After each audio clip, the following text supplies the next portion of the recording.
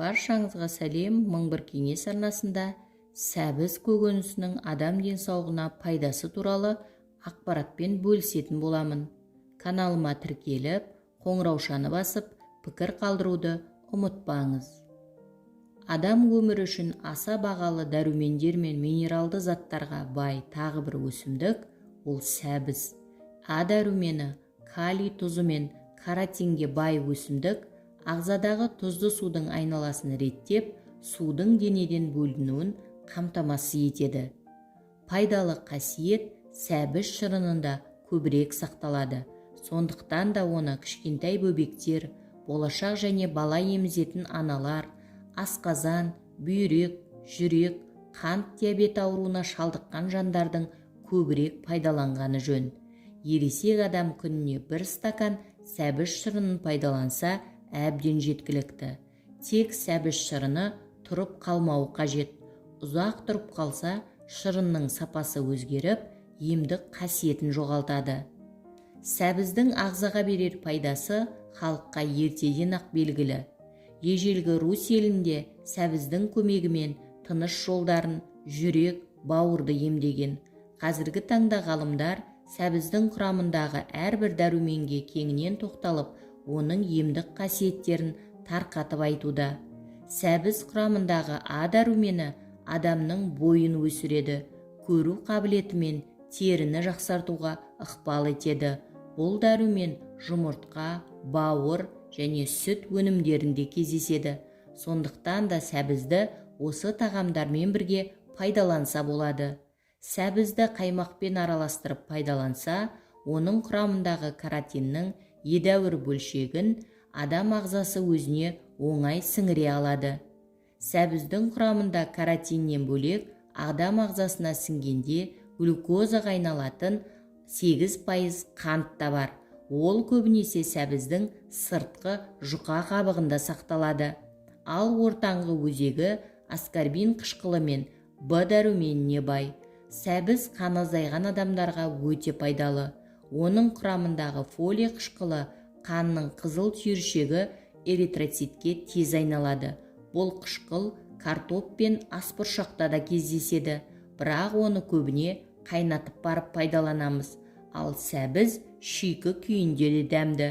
Басқа өсімдіктер сияқты сәбізде де минералды заттар өте көп. Соған орай бүйрегі, жүрегі, қан тамырлары ауыратын адамдарға сәбіздің пайдасы зор. Сәбізді көптеген тағам түрлеріне қосып әзірлеуге болады. Сәбіз шырыны мен мәйегі өт бөліну және шығару процестерін жақсартады. Бұл көкөніс өт қабына тас байлану ауруынан зардап шегетін адамдардың мәзірінде міндетті түрде болғаны жөн.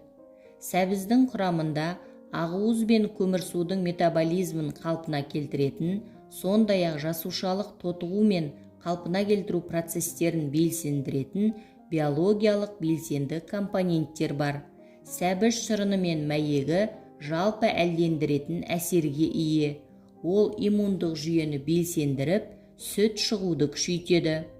Сәбіз көзге жағымды әсер ететін және адам ағзасында А дәруменіне айналатын каротинге өте бай. Сол себепті көру мүшесінің бұзылыстарынан зардап шегетін науқастарға мүмкіндігінше тамыр жемістерді шикілей жеу ұсынылады. Ал каротиннің тек маймен ғана адамның ас қорыту жүйесі арқылы сіңірілетінін естен шығармаған жөн. Сондықтан осындай аурулар кезінде сәбіз тұтынудың ең оңтайлы жолы одан майонез, қаймақ немесе майлы тұздықтар қосылатын салат жасау болмақ. Сәбіз тұқымында зақымдалған эпителий жасушаларын қалпына келтіретін заттар бар. Олар бүйрек ауруларын емдеуде тиімді саналады. Ал сәбіз тұқымының тұнбасы несеп айдайтын әсерге ие. Ол қуықтағы тастар мен құмдарды ертіп сыртқа шығаруға көмектеседі және бүйректің шаншып ауруын жеңілдетеді. Сәбіздің тамырлы жемісіндегі заттары жүректің бұлшық еті мен қан тамырларының қабырғасын нығайтады. Ал жақында ғана миокард инфарктісін өткерген науқастар үшін жаңадан сығылған сәбіз шырынын ішу ұсынылады.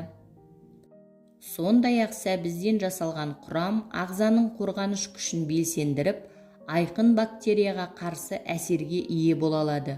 Олар жоғарғы тыныс жолдарының қабыну ауруларын емдеуде табысты қолданылады. Жалпы сәбіз емдік мақсатта шикілей немесе шырын күйінде пайдаланылады.